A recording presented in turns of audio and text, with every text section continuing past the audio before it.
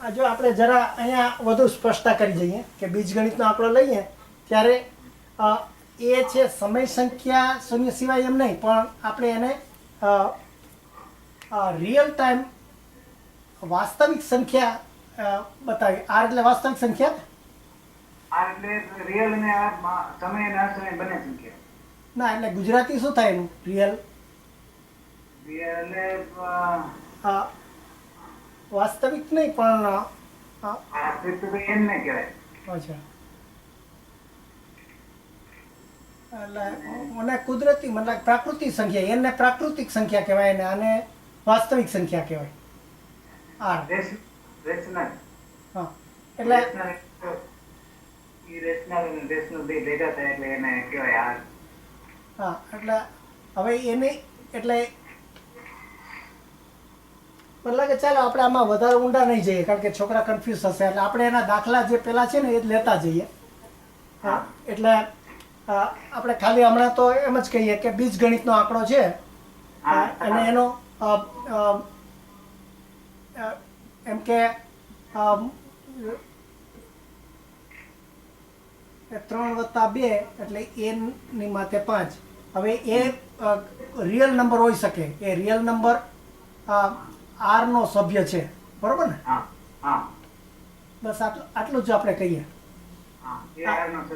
બસ એટલે કારણ કે વધારે પેલું જો ડિટેલમાં જશું ને તો વધારે પેલું કન્ફ્યુઝન થશે.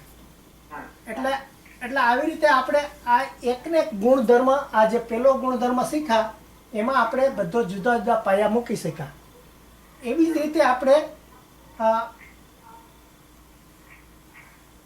હવે ભાગાકારનું થોડું આપણે શીખાતા, જે બીજો નિયમ કે 5/5 ભાંગા આ 5/2. તો આને ફરીથી થોડો વિસ્તાર કરું કે 5 / 3 અને 5/2. તો આને બીજી રીતે પણ મૂકી શકું કે 5 ની માથે 3 ની ઘાત ગુણ્યા 1/5 ની માથે 2 ની ઘાત. હવે એ આ જો મેં ખાલી છૂટા જ કર્યા કે 1/5 ની માથે 2 ની ઘાત. તો આ જે 1/5 ની માથે 2 ની ઘાત છે એને હું જો અંશમાં લેવું હોય તો -2 કરી શકું. આપણે આને સાબિત કરી શકીએ કોઈ બીજો દાખલો લઈ અને ધારો કે આપણે 10 ની સંખ્યા છે એને આપણે 100 ભાગીએ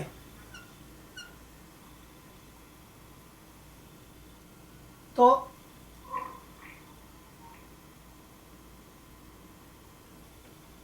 હા એટલે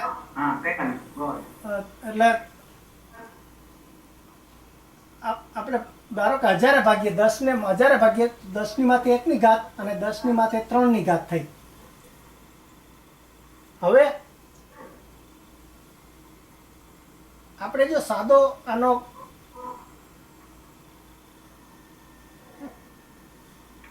લાગે આમાં મને ક્યાંક હતું પણ અત્યારે ભૂલાઈ ગયું છે કે આ અંશને માઇનસમાં કેવી રીતે, એટલે 1/10 ની માથે 100 ની ઘાત એટલે 1/100 થયા. હવે જો હું 10 ની માથે 2 ની ઘાત એમ કહું,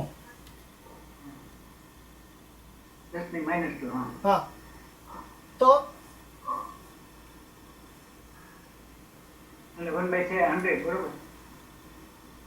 એમ નથી પણ આમ બહુ ક્લિયર નથી. મને લાગે પેલા આપણે સલમાન ખાને એને બહુ સરસ સમજાવ્યું હતું કે આપણે નેગેટિવ કેવી રીતે આવી જાય. આ તો આપણે એને કહી દીધું ને કે 1/100 એટલે 10 ની માથે 2 ની ઘાત એમ કહ્યું ને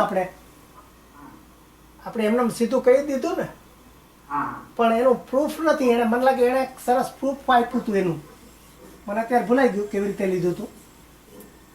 પણ અત્યારે આપણે ખાલી એમ જ તો લઈ લઈએ કે જો આવી રીતે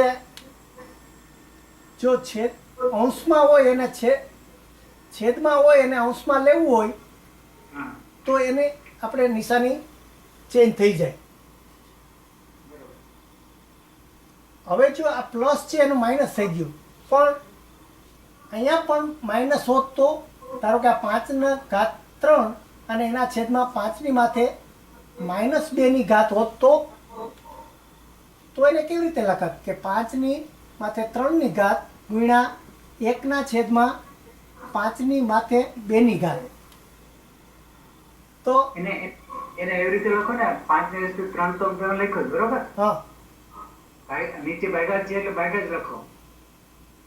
આ 5⁻3 લખ્યું, પછી નીચે એટલે છેદમાં હા 5⁻2 લખ્યું છે, -2 લખ્યું છે. એટલે એને ફરીવાર આ બીજા સ્ટેપમાં લખીએ 5⁻3 છેદમાં 1/5⁻2 પેલું લખેલું છે એટલે નીચે થાય ને આ ભાગાકાર, એટલે એ પ્રોબ્લેમ સોલ્વ થાય. એટલે આમ તમે કહો છો 5/2 એમ. હા હા હે હા પણ તોય એ પાછું પેલું તો થશે જ કે એનો એટલે આ 3 લેવલ થશે તો પાછું એનો પોઝિટિવ થઈ ગયો એ એને સમજાશે.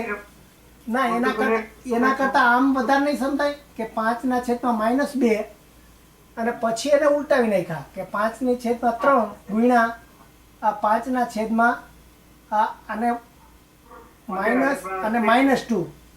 હા હા હા ચાલી જાય. હા એટલે 5/3 ગુણ્યા 5/2 પ્લસ,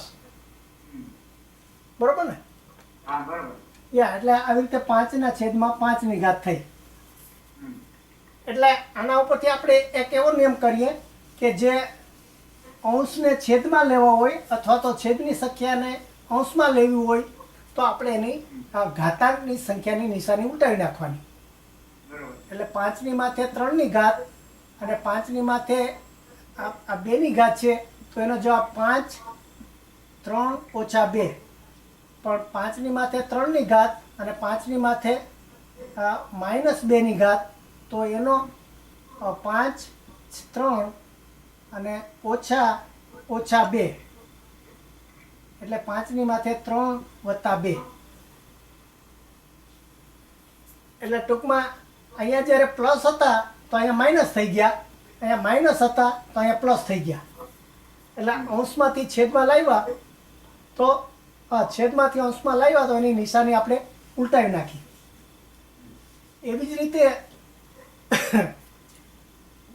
ધારો કે આ 5/3ની ઘાત છે એને જો આપણે છેદમાં લાવવો હોય તો 1ની માથે 5/3ની ઘાત લખી શકીએ, બરોબર ને? બરોબર. યા એટલે આપણે આ 5 આ ઘાત છે અંશમાં છે, આ એને છેદમાં લાવ્યા તો અહીંયા પ્લસ હતા તો અહીંયા માઇનસ થઈ ગયા. પણ જો 5ની માથે 3ની ઘાત હોય તો એને આપણે છેદમાં લાવવો હોય તો 5ની માથે આ +3 થાય, બરોબર છે? એટલે આપણે અંશને છેદમાં લાવ્યા તો પ્લસ હતા તો માઇનસ થયા અને માઇનસ હતા તો પ્લસ થયા. બરોબર. એટલે આપણે ગુણાકાર અને ભાગાકારનું જે કરતા હતા કે આ 5/3 ગુણ્યા 5/2 તો આપણે એનો સરવાળો કરતા હતા કે 3 વત્તા 2. હવે 5ની માથે 3ની ઘાત ભાગ્યા 5ની માથે 2ની ઘાત હોય તો એની બાદબાકી કરતા હતા. અને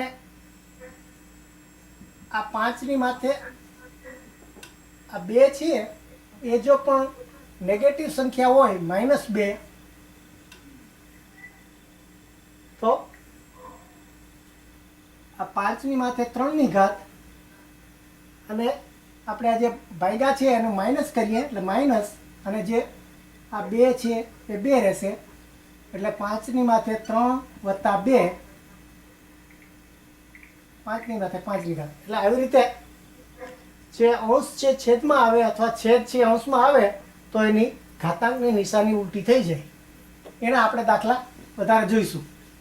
પણ બેઝિકલી આપણે જે જે ગુણધર્મ પહેલો અને બીજો શીખા એનું કોમ્બિનેશન થાય છે ટૂંકમાં. એ બંને જ્યારે સાથે મળે છે ત્યારે આવી રીતે આપણે અંશને છેદમાં લેતા જશું. એટલે હવે આપણે મતલબ કે આજે અટકીએ અહીંયા, કારણ કે દાખલા હવે એક પછી લેશું તો, હા બરાબર. કારણ કે આપણે હવે પછી ચોપડીને ફોલો કરશું. હા બરાબર. એટલે હવે અહીંયા અટકીએ. હા બરાબર. હવે જો ફરીવાર એક વાર વાંચવું પડે છે. હા આપણે જે વાત કરી ને સમય ઘાતાંક એટલે શું, જેનો પાયા ને સમય કયો આપણે વચમાં બોલ્યા ને, હા હા એમાં ક્યાંક કરેક્શન છે, એકદમ ફૂલ યાદ પેલું નથી. ફરીવાર વાંચીને હું તમને પાસે ડિસ્કસ કર્યું.